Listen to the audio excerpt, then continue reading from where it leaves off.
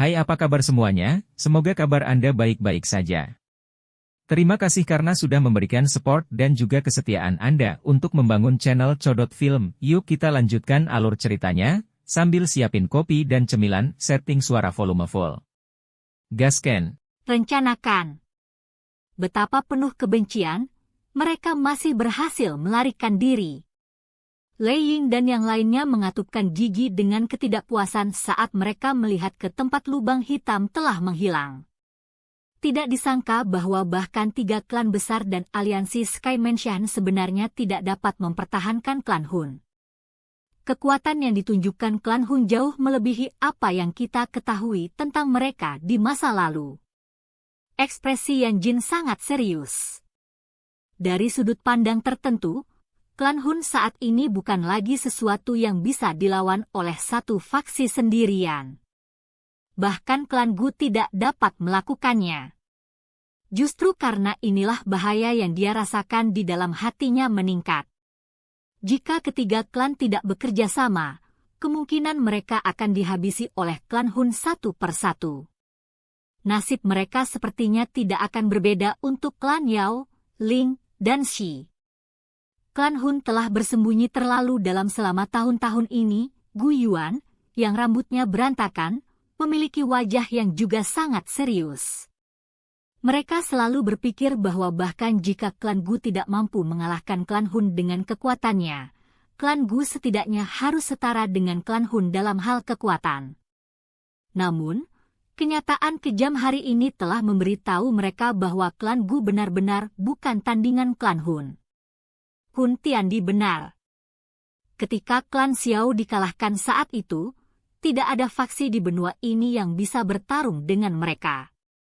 Sayangnya, kebenaran ini adalah sesuatu yang hanya kami sadari saat ini. Gu Yuan menghela nafas. Dia juga merasakan penyesalan di dalam hatinya. Jika klan Xiao masih ada, klan Hun kemungkinan besar tidak akan berani memulai perang ini terlepas dari seberapa berani itu. Lei Ying dan yang lainnya tertawa getir setelah mendengar kata-kata ini. Agak terlambat untuk membicarakan hal ini sekarang. Apa yang harus kita lakukan sekarang? Xiao Yan terdiam sejenak sebelum dia menjawab. Mata semua orang tertuju pada Gu Yuan setelah mereka mendengar ini. Yang terakhir merenung sejenak saat melihat ini. Akhirnya, dia berkata, klan Hun telah mendapatkan semua Tu Shi Ancient God Jade. Setelah mereka pulih, kemungkinan mereka akan menyatukan batu giok kuno dan mempelajari lokasi rumah dewa kuno Toushi. Satu-satunya hal yang bisa kita lakukan sekarang adalah mengamati klan Hun dengan cermat.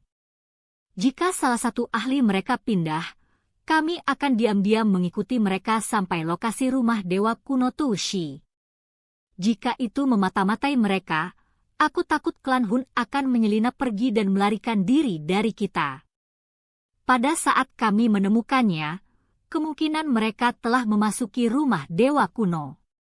Lei Ying mengerutkan kening dan berkata, ini adalah spesialisasi klan Hun.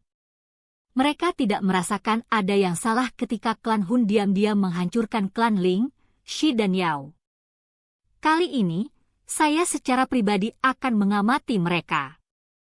Gu Yuan berbicara dengan suara yang dalam. Dia memahami pentingnya masalah ini. Jika klan Hun berhasil membuka Menshan dan mendapatkan rahasia untuk maju ke kelas Doudi, kemungkinan besar mereka tidak akan memiliki kesempatan untuk membalikkan keadaan. Di mata Doudi asli, yang disebut pasukan aliansi akan tampak sangat tidak penting. Semua orang akhirnya mengangguk setelah mendengar kata-kata ini. 2 individu terkuat. Pasti akan ada perang besar begitu mereka mencapai lokasi rumah dewa kuno Toushi. Kali ini, bahkan jika kita bertarung sampai banyak yang mati, kita tidak boleh membiarkan klan Hun melakukan apa yang mereka suka.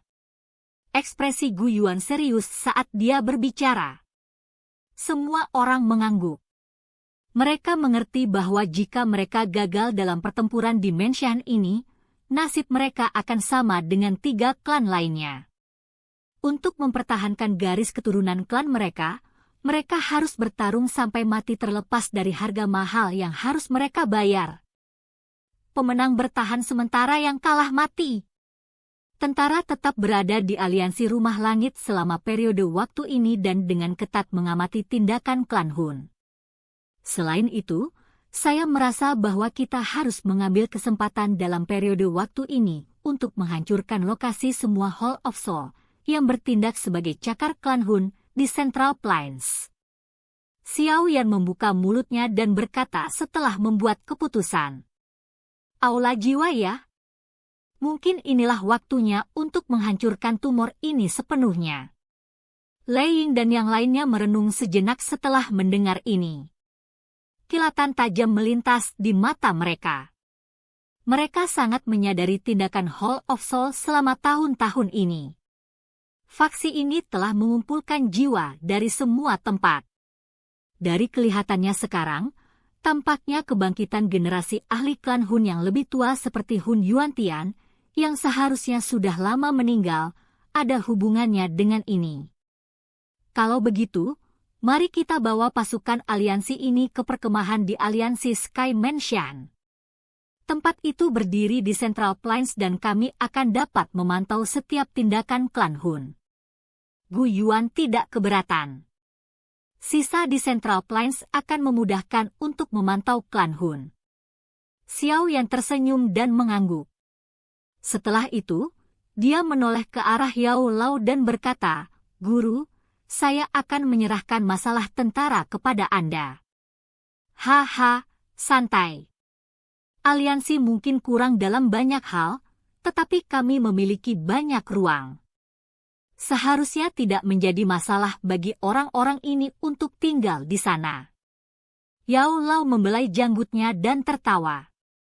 Selain itu, posisi kepala aliansi Sky Mansion telah dialihkan kepada Anda sebelum tentara berangkat. Kamu paling cocok dariku untuk mengambil posisi ini sekarang. Xiao Yan terkejut. Dia melihat senyum di wajah Yao Lao dan mengangguk tanpa daya. Saat ini, aliansi menjadi lebih kuat. Itu memang membutuhkan kepala aliansi yang kuat. Yao Lao mungkin memiliki reputasi yang diperlukan tetapi dia sedikit kurang dalam hal kekuatan. Membiarkan Xiao Yan mengambil posisi kemungkinan akan semakin menstabilkan aliansi. Xiao Yan sekali lagi meninggalkan beberapa instruksi untuk Yao Lao dan sisanya sebelum dia tiba-tiba menoleh untuk melihat Cai Lin dan Sun Er. Dia dengan lembut berkata, "Kalian berdua harus mengikutiku."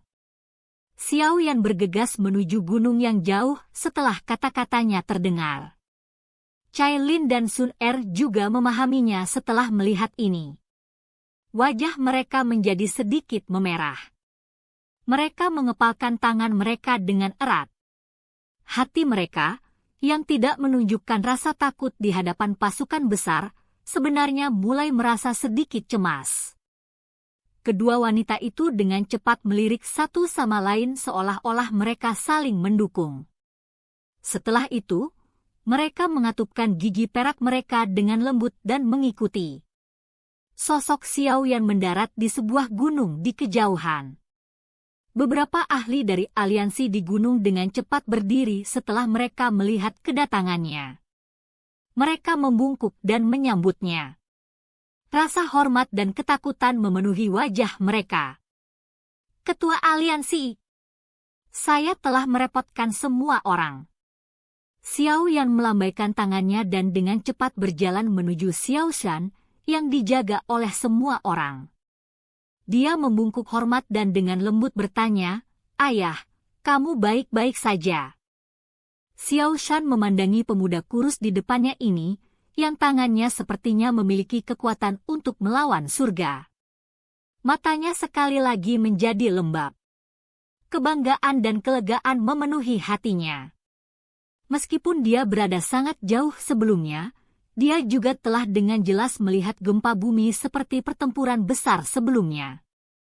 Kekuatan menakutkan yang ditunjukkan Xiao Yan selama pertempuran besar telah menyebabkan dia menjadi bersemangat dan senang. Selama tahun-tahun yang dia habiskan di klan Hun, dia jelas mengerti betapa menakutkannya klan Hun. Namun, bahkan lawan yang begitu menakutkan tampaknya telah menderita luka serius di tangan putra bungsunya ini. Yan kamu telah dewasa.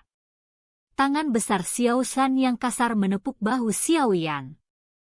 Kembali ke masa lalu, ketika semua orang mengira bahwa mantan jenius klan Xiao ini akan menjadi sama sekali tidak berguna, hanya dia dengan keras kepala percaya bahwa pemuda itu suatu hari akan melambung ke langit.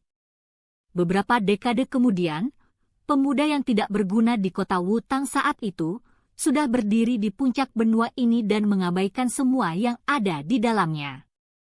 Xiao Yan tanpa sadar merasakan sakit hati saat dia melihat wajah Xiao Shan yang jauh lebih tua. Dia dengan paksa tersenyum dan perlahan-lahan memindahkan tubuhnya ke samping. Dua sosok cantik, yang menyebabkan segala sesuatu di dunia menjadi pucat dibandingkan, terungkap di belakangnya. Paman Xiao. Apakah kamu masih ingat Sun Er? Wajah Sun Er sedikit memerah saat dia membungkuk dengan anggun dan berbisik. Sun Er? Xiao Zhan terkejut. Dia melihat peri cantik seperti wanita di depannya. Akhirnya, dia teringat akan wanita muda paling cemerlang dan misterius dari klan Xiao saat itu. Sukacita segera melonjak di wajahnya. Ini adalah menantu perempuan yang paling memuaskan menurut pendapatnya saat itu. Namun, status yang terakhir membuatnya mengerti bahwa itu hanyalah angan-angan di pihaknya. Dia bahkan sering memukul kepala Xiao Yan karena ini, menyuruhnya untuk tidak terlalu dalam dengan Sun Er. Hehe, ayah, Sun Er saat ini adalah anggota klan Xiao kami. Xiao Yan mendekati Xiao Shan dan berkata sambil tertawa. Teman baik, kamu benar-benar tidak mengecewakan ayahmu. Wajah tua Xiao Shan mengungkapkan kegembiraan yang luar biasa setelah mendengar ini. Telapak tangannya menampar punggung Xiao Yan. Wajah Sun Er menjadi merah karena malu setelah mendengar percakapan keduanya. Wajahnya cemerlang dan memikat. Siapa ini? Xiao Shan senang sesaat sebelum matanya tiba-tiba menatap Cai Lin di samping. Yang terakhir diam-diam berdiri di salah satu sudut dengan penampilan yang menyihir dan menggoda. Namun, wajah cantiknya yang awalnya dingin telah menjadi jauh lebih tenang dan lembut. Itu menyebabkan Xiao Yan menjadi sedikit tercengang. Ini juga menantu perempuanmu, Cai Lin. Ekspresi Xiao Yan sedikit tidak wajar. Dia terbatuk kering dan berbicara dengan suara rendah. Wajah Xiao Zhan berkedut sedikit. Dia diam-diam memberi Xiao Yan jempol. Ayah, kamu seharusnya juga pernah mendengar tentang Cai Lin. Dia punya nama lain yang disebut Queen Medusa. Xiao Yan tertawa. Ratu Medusa? Pikiran Xiao Shan sedikit bergetar saat mendengar nama yang dulu dia kenal dengan baik ini. Meskipun dia saat ini telah melihat banyak ahli, hatinya masih memiliki kengerian yang tersisa terhadap Ratu Medusa ini, yang reputasinya yang ganas terkenal di seluruh kekaisaran Jia Ma saat itu. Bagaimanapun, ini adalah nama yang tidak ada yang berani menyebutkannya di kekaisaran Jia Ma saat itu. Namun, dia tidak menyangka bahwa Ratu Medusa ini, yang telah menakuti seluruh kekaisaran Jia Ma dan beberapa kerajaan tetangga, sebenarnya juga akan menjadi menantu perempuannya. Paman Xiao, itu semua di masa lalu. Kamu bisa memanggilku Cai Lin. Cai Lin tersenyum manis. Dia segera memelototi Xiao Yan dengan dingin dan diam-diam memperingatkannya untuk tidak membicarakan masalah di masa lalu. Xiao Yan tanpa sadar tersenyum menghadapi peringatan Cai Lin.